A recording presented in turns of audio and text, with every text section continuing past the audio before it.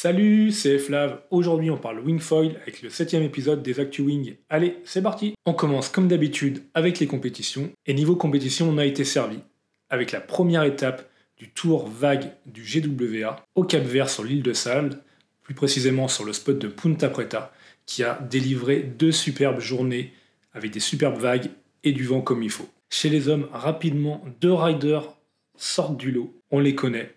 Ils ont gagné l'étape du Brésil et de Darla l'année dernière. Il s'agit de Malo, Guénolé et de Cache Berzola, avec des scores respectivement de 17,9, alors que la majeure partie des riders avaient des scores qui ne dépassaient pas les 10 points. Derrière, il y a quelques riders qui ne déméritent pas. Je pense notamment à Benoît Carpentier, qui avait fini 2e l'année dernière et qui s'arrête cette année en quart de finale contre Cache. Il y a aussi Axel Gérard, qui a fait sensation en sortant West au round 3, donc Wesley qui avait gagné l'étape et le titre mondial l'année dernière. Le parcours de Axel s'arrêtera pour 0,14 points en quart de finale contre un autre rider qui a fait sensation et qui était plutôt inconnu pour moi, c'est le Sud-Africain Nathan Van Vleuten. En toute logique, la finale a vu s'opposer Cache à Malo, et c'est le Français qui s'impose 17,2 contre 15,96. Les deux riders ont scoré 2 superbes vagues, Malo dans un style très surf, très fluide, bien dans la pocket, bien dans la zone creuse de la vague, et Cache dans un style plus innovant, parfois à la limite des règles. Je pense notamment à ces superbes slides qu'il fait avec la wing dans la main, mais où parfois il dérape, donc il saute un peu, et on pourrait considérer ça comme un air, ou aussi sa dernière vague, où complètement il lâche la wing pour faire un tube. A priori, les juges ont trouvé que c'était plus vraiment du wingfoil, et lui ont pas attribué beaucoup de points pour cette vague. Chez les filles aussi, il y a eu beaucoup d'engagement et de belles vagues. Je pense notamment au premier R360 dans la vague en compétition par Bowen van der Linden, ou le 8,43 d'Elena Moreno en demi-finale contre Nia Suardiaz. La mini-finale a vu s'opposer Bowen à Nia, et c'est l'Espagnol qui monte sur la 3e marche du podium. En grande finale, on retrouve Muna White, qui avait gagné les 2 épreuves Wing et Kite l'année dernière, et qui avait déjà gagné l'épreuve Kite 2024 avec un score parfait de 20 sur 20. Elle était opposée à Elena Moreno, et c'est cette dernière qui s'impose 15,13 contre 13,36 et gagne ainsi sa première épreuve de Coupe du Monde. Cette étape du Tour vague au Cap-Vert a vraiment été pour moi la plus belle étape du Tour GWA depuis sa création. On a pu voir un niveau d'engagement énorme dans des conditions qui étaient exceptionnelles et très loin de ce qu'on pouvait s'imaginer en 2019 comme possible. Vraiment, cette étape a montré que le wingfoil, ça pouvait aussi fonctionner dans des conditions qui étaient vraiment très solides. Et en parlant de conditions solides, souvent ça veut dire mise à l'eau compliquée en wingfoil. On l'a pas trop vu pendant le live, mais le short break était bien compliqué à passer. Prochaine étape du Tour GWA à l'E4 en France pour l'épreuve de freestyle et de slalom début avril. Le tricks du mois, pour moi, c'est l'énorme R de Malo à Punta Preta avant la compétition. Je vous en avais déjà parlé lors d'un précédent épisode des Actu Wing. Il y avait une règle du GWA qui interdisait l'utilisation de la wing lors des R, et que pour moi, ça limitait la créativité et que j'imaginais des gros R façon windsurf. Ça y est, on y est, c'est beau, c'est impressionnant, mais aussi complètement impossible pour le commun des mortels. Ce mois-ci, un second tricks bonus, c'est un World First qui a été publié en même temps sur Insta par le jeune Benjamin Castelcolt, j'espère que j'écorche pas trop son nom, et Chris McDonald, même si je pense que celui de Chris, il n'est pas posé. Ce trick, ça me rappelle les Superman en windsurf, notamment ceux de Ricardo Campello, qui pour moi n'ont jamais été posés. Et là, Benjamin montre que en wingfoil,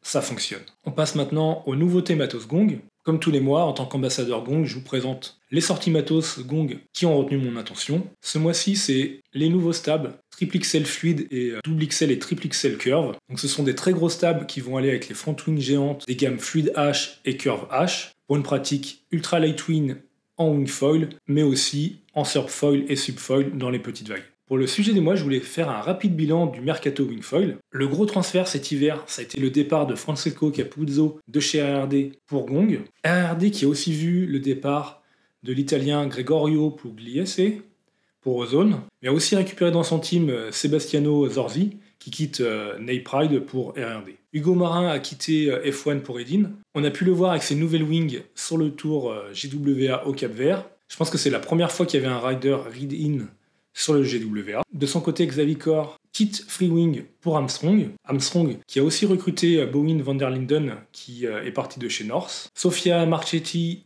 a quitté Gong pour Ensys. Et dernier mouvement que j'ai noté, c'est Viola Lipch qui quitte Takun pour naviguer en fly surf en wing, en flicka en board et avec du subfoil en dessous. Donc voilà pour le mercato wingfoil. Nouvelle rubrique, Keever de Rider. Donc l'idée, c'est de vous donner la parole. Pour cette première fois, on commence avec un ambassadeur Gong, Martin, qui va nous expliquer son keever et les raisons de ses choix.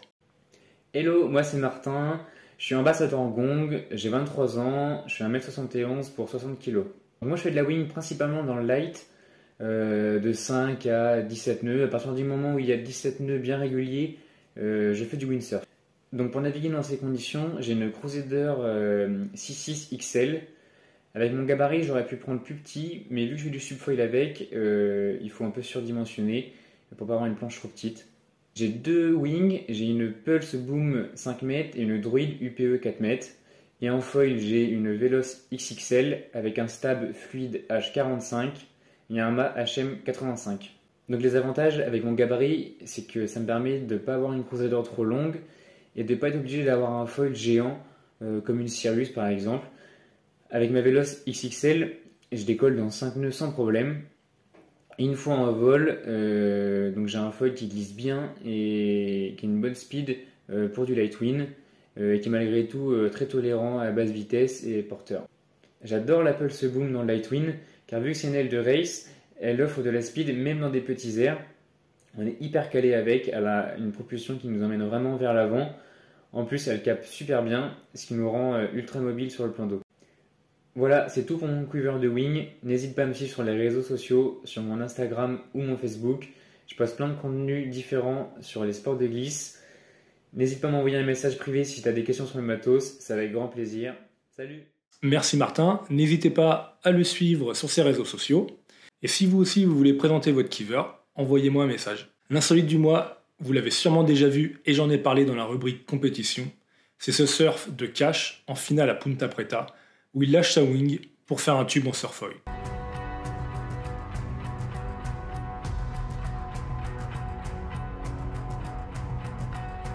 Merci d'avoir regardé cette vidéo jusqu'à la fin. On se retrouve la semaine prochaine pour parler matos. D'ici là, je vous souhaite plein de bonnes sessions et comme d'habitude, on se quitte sur des images de la vidéo du mois.